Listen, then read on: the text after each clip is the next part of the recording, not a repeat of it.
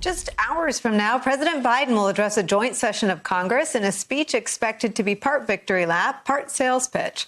Here's another excerpt from the president's speech just released a couple moments ago. It goes like this, quote, 100 days since I took the oath of office, lifted my hand off our family Bible, and inherited a nation in crisis, the worst pandemic in a century, the worst economic crisis since the Great Depression, the worst attack on our democracy since the Civil War. Now, after just 100 days, I can report to the nation, America is on the move again, turning peril into possibility, crisis into opportunity, setback into strength. But the president will also be pitching lawmakers on his next big idea, big proposal, a nearly $2 trillion American Families Plan for free preschool and community college and expanded access to childcare. An administration official says President Biden will cast the plan as bold but practical, following his $2 trillion proposal for infrastructure and jobs. Joining us now to preview the president's speech tonight is White House senior advisor Anita Dunn. Anita, thank you. I know these days are hectic, so thanks for walking out there and spending some time with us. Nicole, I was just thinking how fun it is to talk to someone who actually knows what these days feel like. Yes. So I said I asked this morning, I said, are they doing a backgrounder for the press? Because I remember the press would all come in and President Bush would sit with them. And we would act like the speech was nailed down. We'd tell everyone what was going to be in it. When behind the scenes, there were still pens and papers out. And so is your speech locked down? Do you know everything that's in it? The speech is never locked down until it gets delivered. You know that as well as anyone. But I do think that, we have a good idea of what the president wants to say tonight. And we did a very COVID version of the backgrounders that you did with President Bush and that we've all done in the past, which was, 7 very socially distanced people who got served no food.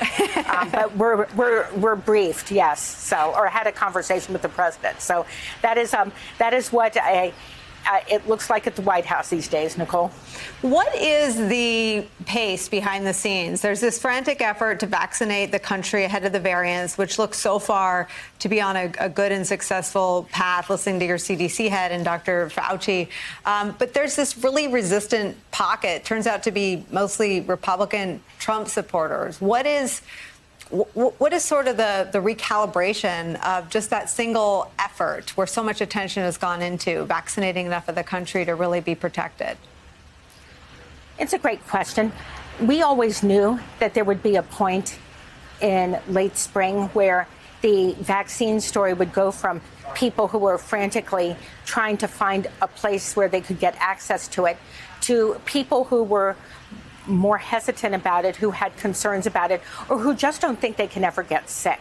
And that happens to be younger people in this country. So it's not just the conservative Trump supporters. It's also younger people who, of course, think they're invincible, and other people. But what we have seen since the vaccine program started, since President Biden took office 99 days ago, and we really started getting the vaccines into people's arms, is that the longer the program goes and the more people who get vaccinated, the more people who have had concerns or have been hesitant about it decide that they want to get the vaccination.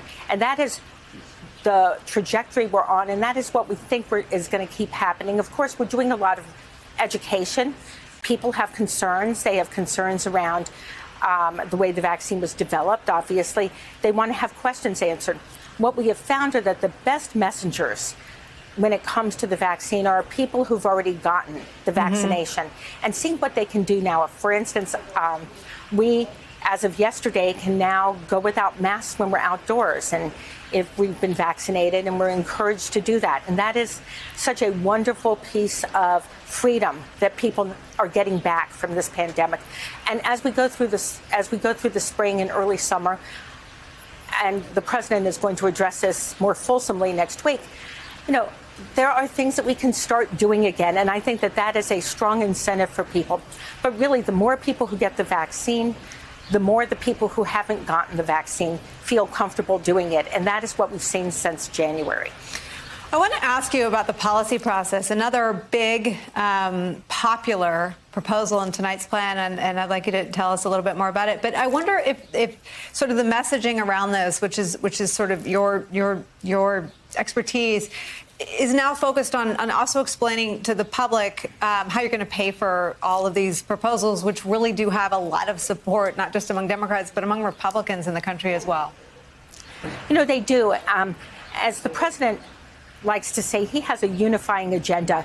And since he wanted to unify the country, having a unifying agenda, one that is supported by people across the political spectrum, is a good first step.